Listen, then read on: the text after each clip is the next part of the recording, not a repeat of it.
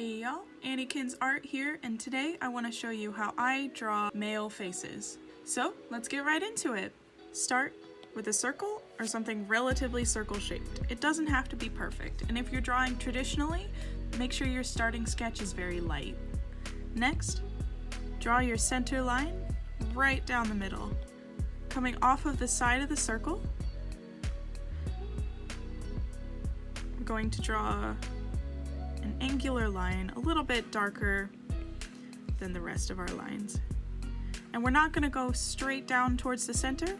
Instead, I'm going to kind of square it off just a little bit right at the chin. Now repeat on the other side.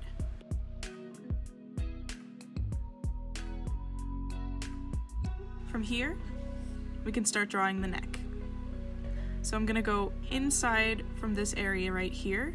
So not right at the jaw, just slightly in from it. And draw a line pretty straight down.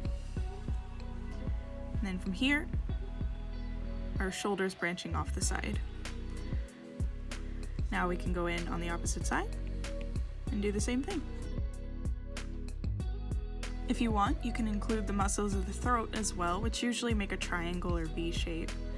So we're going to kind of point up to where the neck meets the jaw, straight down from there, on either side. Now, if we keep the circle as our initial guideline and just draw the skull or the shape of the head around that, you're going to end up with a kind of bulbous looking head that's going to be really wide at the top and doesn't really look natural. So instead, what I'm going to do is follow the shape that I've drawn beforehand. So follow the sides of the face up and go a little bit shorter, a little bit underneath that. So now we've got a little bit of a more realistic shaped head. But don't erase this circle guideline right away, that'll come in handy later.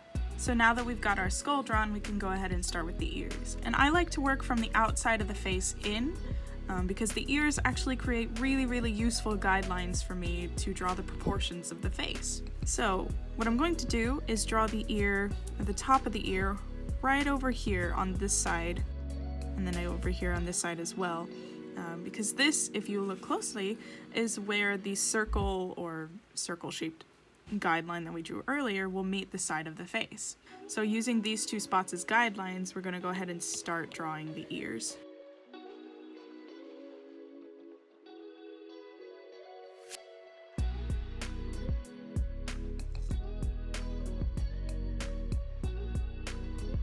So now that we have our ears drawn, our ears are going to give us two additional guidelines to help us with the proportions of the face.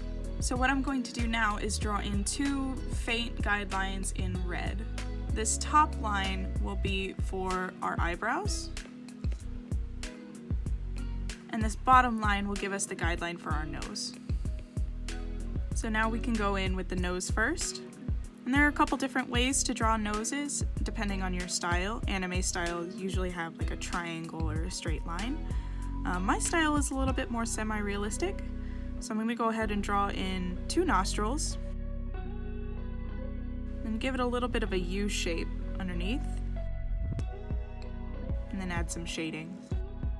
Then we can come up here to the eyebrows. And your eyebrows don't have to be perfectly symmetrical. If you're doing this digitally, yes, you could always copy and paste, but I try to avoid doing that as much as I can, just because I think symmetry is kind of plain and just looks a little bit strange. So now that we have our eyebrows and our nose drawn, we can go ahead and start adding additional guidelines for our eyes. Okay, so now that I've zoomed in a little bit on the face, we can get started on the eyes. So this goes for both realism and semi-realism. But when you're looking at a face, you'll see more often than not that the inner corners of the eyes will align with the outside of the nostrils. So what I'm doing here is just adding in some nostrils, and then I'm going to draw a line straight up from the outside of the nostrils towards that guideline that we used for the brows. So that'll give you this little third segment right here. So what you want to do is either find the arch of the eyebrow or the edge of the eyebrow if your eyebrow is a little shorter, kind of like this character. And draw more guidelines going straight down towards those, or going straight down in between your brow and nose guidelines.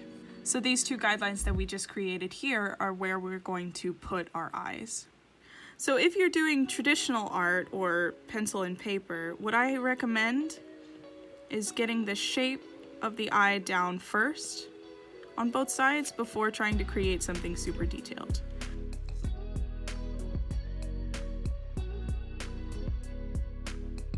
So I've created the shape on this side, so now I'm going to go in on the other side.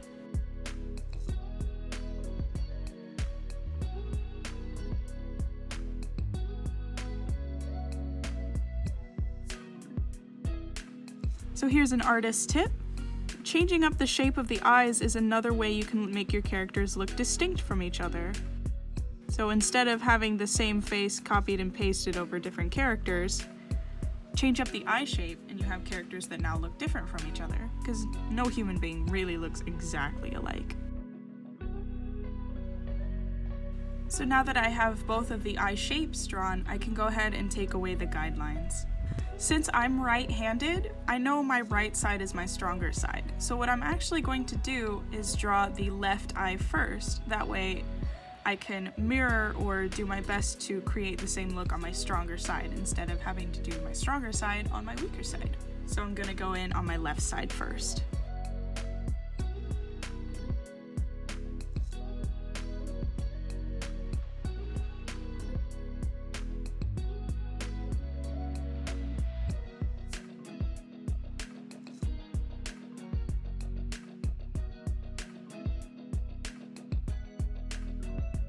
So I'm keeping things super simple, and usually for the pupil, I'll just make a little C or U shape.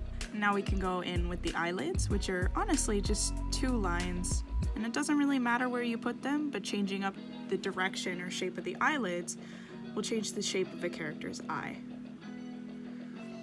So now that we've drawn our left eye, we can go ahead and recreate the same image on the right. So now that we have both of our eyes drawn, we can go in and draw the mouth. And there's a couple different ways you can do mouths depending on your art style. Sometimes those with more anime style will just do a straight line with a little bit of a gap in between. So the reason for this gap is it gives the illusion that light is hitting off of this bottom lip. Another way I like to draw mouths is to create a very, very wide U shape. Flatten it out just a little bit, and then darken up the outer corners. So we have a very small smile here. And then if you want, it's completely optional, you don't have to add this, but you can also add a lower lip line. Okay, so now that we've got the majority of our face drawn, we can go ahead and start on hair. So for this head, I'm just going to do a simple short hairstyle.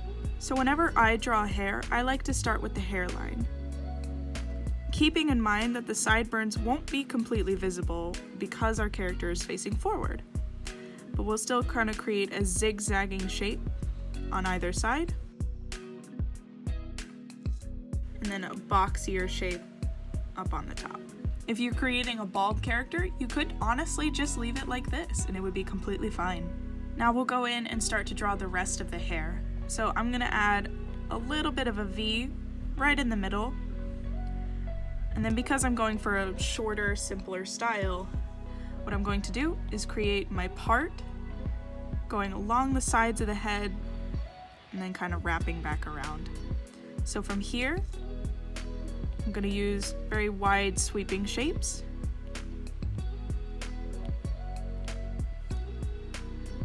To create the movement that the hair has.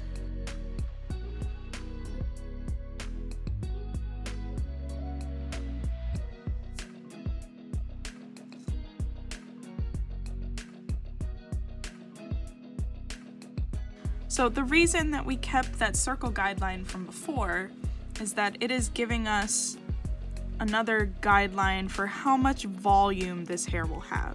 I mean, you can obviously have characters that have less voluminous hair, less voluptuous. But it all depends on the style and the character that you're trying to create. So now that we've drawn our hair, we can go back in and remove our initial guidelines, our circle and our center line.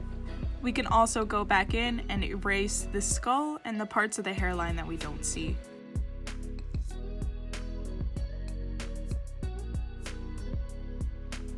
And there we have our basic male face.